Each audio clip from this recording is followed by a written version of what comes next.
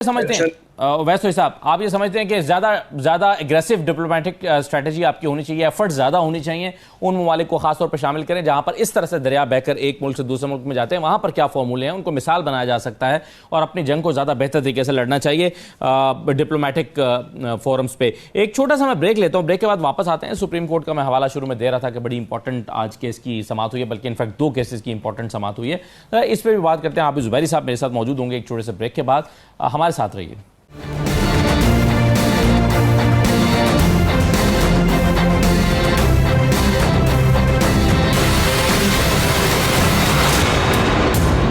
Break के बाद आपको दोबारा खुशामदीद कहते हैं। आबिद जुबैरी साहब ने हमें ज्वाइन किया है, बहुत शुक्रिया आबिद जुबैरी साहब, खुशामदीद। साबिक सदर सुप्रीम कोर्ट बार एसोसिएशन के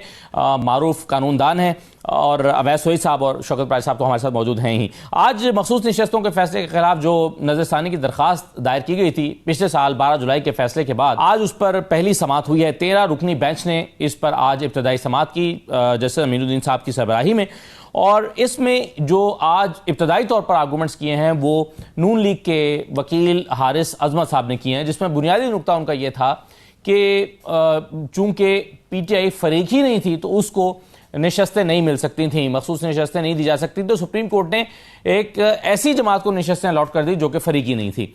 दूसरी तरफ एक सवाल उनसे बार बार ये होता रहा कि फैसले पर अमल दरामद क्या हुआ है या नहीं, और फैसले पर अमल दरामद किए बगैर क्या आप नजरसानी दायर कर सकते हैं या नहीं कर सकते। इस पर आज इख्तलाफी नोट जो था वो जस्टिस अकील अब्बासी साहब का और जस्टिस आयशा मलिक साहबा का था, जिन्होंने इस बात से इख्तलाफ किया कि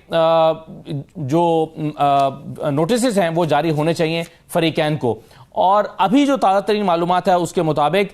सुप्रीम कोर्ट के आईनी बेंच से इन 2 जजेस को निकाल दिया गया है, यानी कल 11:30 बजे जो समाअत होगी वो फिर 13 रुकनी नहीं बल्कि 11 रुकनी बेंच करेगा। आप जुबैरी साहब, ये जो बुनियादी आर्गूमेंट है एक तो वकील साहब का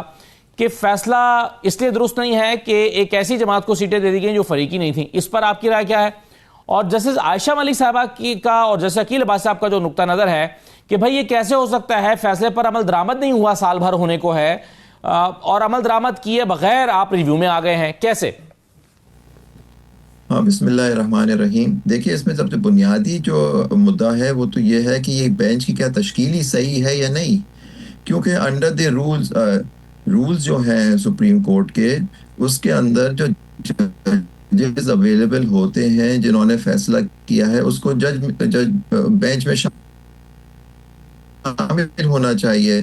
जज साहब जो है जस्टिस मंसूर अली शाह, वो उस रिव्यू के बेंच को हेड कर रहे थे, वो तो इसमें है ही नहीं। अब ये पता नहीं ये कोई मुद्दा किसी ने उठाया है अभी या नहीं कि क्या बेंच तो वही तश्कील होना चाहिए जो जजेस अवेलेबल हैं। अब मुड़ के हो सकता है क्योंकि बात की जाए कि जी वो तो क्योंकि justice Mansoor Ali Shah constitutional bench का हिस्सा नहीं है, तो अब ये रिव्यू जो है कॉन्स्टिट्यूशनल बेंच सुन रही है इसलिए उसका हिस्सा नहीं हो सकते। तो आई थिंक इसको पहले सॉर्ट आउट करना चाहिए, क्या जस्टिस मंसूर अली शाह को उस बेंच में होना चाहिए नहीं। और आपको याद होगा इसमें 2 इख्तलाफी नोट्स जो आए थे उस फैसले में, उसमें एक नोट था जस्टिस अमीनुद्दीन साहब का और जस्टिस अफगान का, वो इस बेंच में शामिल हैं। फिर जस्टिस मंदोखेल का था और पुराने चीफ जस्टिस साहब का तो जो नहीं है। तो ये बेंच की तश्कील पे ही एक इशू है जो पहले इनको सॉर्ट आउट करना चाहिए। दूसरी बात आपने अर्ज की कि बिल्कुल आपने बजा फरमाया कि आपको याद होगा कि इस फैसले पे अमल दरामद नहीं हुआ, फिर उसके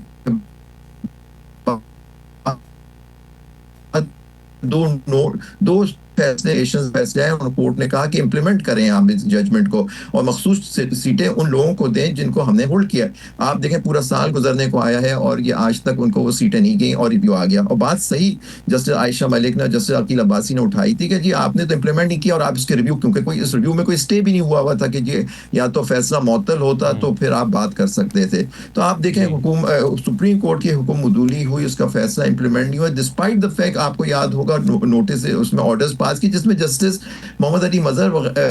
और भी शामिल थे कि जी इसको इम्प्लीमेंट करें, क्योंकि जस्टिस मोहम्मद अली मजहर, जस्टिस हसन अजहर रिजवी जो थे उस अक्सरियती फैसले का हिस्सा थे। तो अब देखना हुआ कि कल नोटिस के बाद ये इनके जो बुकला हैं पीटीआई के या दूसरे जमातों के, वो क्या सुन्नी इत्तेहाद के वो क्या प्ली लेते हैं। लेकिन मैं समझता हूँ कि ये अब जो बात उन्होंने आपको कोई से इसमें जुबैर साहब नया नुक्ता नजर आ रहा है जो कि नजरसानी की ग्राउंड बनता है, क्योंकि आज जस्टिस मंसूर साहब की एक रिव्यू वाले मामले मैं में नहीं एक फैसला भी समझता आया है ग्राउंड जिसमें उनका, उन्होंने देखिए कहा उनका ग्राउंड कि एक ही हो सकता है कि जो आपने अभी फरमाया कि जी उनके वकील ने ये बात कही सुप्रीम कोर्ट में कि जी नशिस्तें उनको दी कि जो इसका हिस्सा ही नहीं थी। लेकिन इशू इन्होंने ये होल्ड किया कि जो फैसला जो सुप्रीम कोर्ट का था, वो शुरू का जो फैसला था, वो बल्ले का निशान लेने का मतलब ये नहीं था कि वो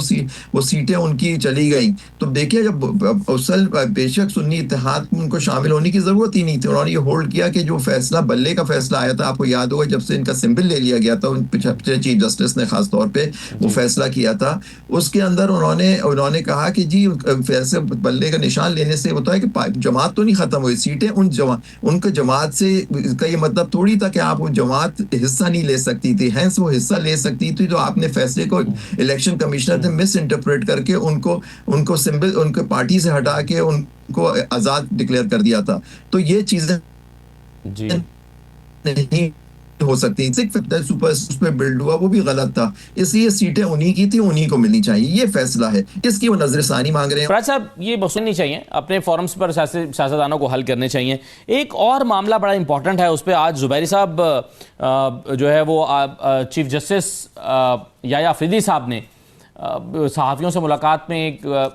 बात की है, अपनी राय का इजहार किया। उन्होंने कहा कि मैं हाई कोर्ट्स में जजेस की ट्रांसफ़र के हक़ में तो हूँ, लेकिन बहरहाल मैं ये समझता हूँ कि सीनियोरिटी उनकी इसी तरह से होगी कि जब आप ट्रांसफ़र होकर आएंगे तो ट्रांसफ़र होने वाले जजेस नई हाई कोर्ट में आखिरी नंबर पर होंगे, उनकी सीनियोरिटी इस तरह से बनेगी। तो बड़ी वाज़ेह तौर पर चीफ जस्टिस ऑफ पाकिस्तान ने तो अपनी राय का इजहार इस पर कर दिया। तो अगर मामला इसी तरह से आगे बढ़ते हैं तो क्या इस्लामाबाद हाईकोर्ट का फिर सारा स्ट्रक्चर तब्दील हो जाएगा? देखिए पहले मैं इसका जवाब आपको दूं, मैं बात करना चाहता हूं कि जो सीट्स की आपने बात की थी है कि ये सीटें जो पूरा इनको सीटें नहीं मिली, एक साल से हुक्म नहीं माना गया, सुप्रीम कोर्ट का रिव्यू आ गया और रिव्यू बेंच इसको रिव्यू कर देता है और दूसरी जमातों में तकसीम कर देता है कि हम 27वीं आईनी तरमीम की तरफ जाएंगे। आप देख लीजिएगा, जिसके अंदर ये फेडरल कोर्ट की उम्र बढ़ाने की जजों की बात, क्योंकि जुडिशरी मैं समझता हूँ 26वीं आईनी तरमीम के साथ बिल्कुल, आपने अभी चीफ जस्टिस साहब की बात की कि उन्होंने ये सीनियोरिटी की बात की, लेकिन उससे उन्होंने मुझे अभी किसी ने कहा कि उन्होंने एक और बात भी की कि 26वीं आईनी तरमीम जो था वो पार्लियामान का हक था, हमने उसको चैलेंज किया हुआ है। आज तक वो पिटीशन इस कॉन्स्टिट्यूशनल बेंच ने नहीं लगाई है, वो आज अक्टूबर से वो केसेस फाइल्ड हैं, आज देखिए आज मई शुरू हो गया है, वो केस डिसाइड ही नहीं हो रहा कि 26वीं आदि जिन्होंने चैलेंज किया है बार एसोसिएशंस बार काउंसिल्स ने, वो टेकअप ही नहीं हो रहा मैटर। तो ये एक बड़ा सीरियस सवाल है कि ये इशू क्यों नहीं डिसाइड, पार्लियामान का हक जरूर है कानून साजी और आइन में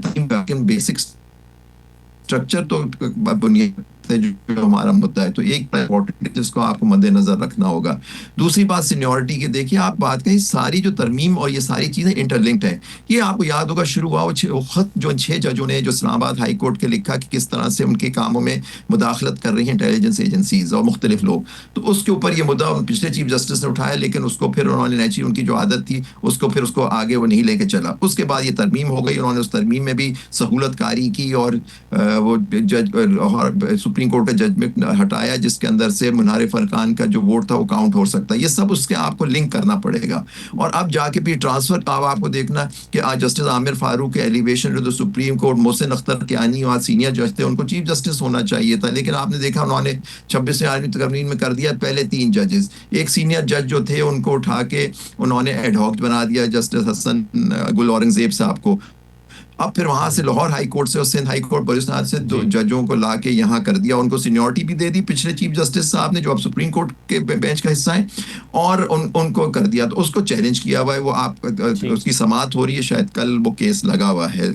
आईनी बेंच के सामने। तो बिल्कुल अब उनके वो चीफ जस्टिस जो भी फील करते हैं उसका इसमें कोई रोल ही नहीं है अब उनका, क्योंकि देखिए वो तो शामिल थे इस ट्रांसफर के, उसमें उनके सामने ये मुद्दा आया कि जी ये सीनियोरिटी करें, तो वो बेंच बन गई, वो बेंच अब फैसला करेगी कि सीनियोरिटी है या नहीं है, ये ट्रांसफर सही है, उनको हल्फ लेना चाहिए था नहीं लेना चाहिए था, ये सारे इशू। बिल्कुल बात सही है कि आप, लेकिन आप देखिए सारा मकसद ये था कि एक मखसूस जज को चीफ जस्टिस ना बनाना उस कोर्ट का और अपने मर्जी के जजेस लाके, क्योंकि जुडिशरी पूरी को उन्होंने कंट्रोल करने की कोशिश कर ली है। बेशक मैं बिल्कुल एग्री करता हूं इस बात से कि जो कोर्ट ने एक्टिविज्म की, जुडिशल एक्टिविज्म, उसने तबाह किया कोर्ट को और बहुत सारे से मुद्दे खासतौर पर सही है। मुशर्रफ उनके जमाने बिल्कुल से सही है जो सर। उठा, अब ये जिसमें मामला स्टील मिल, जी, सीनियरिटी का मामला तो रेड कोट डे, सारी चीजें, तो जी, उससे मुल्क को सुप्रीम नुकसान कोर्ट हुआ। के सामने है भी,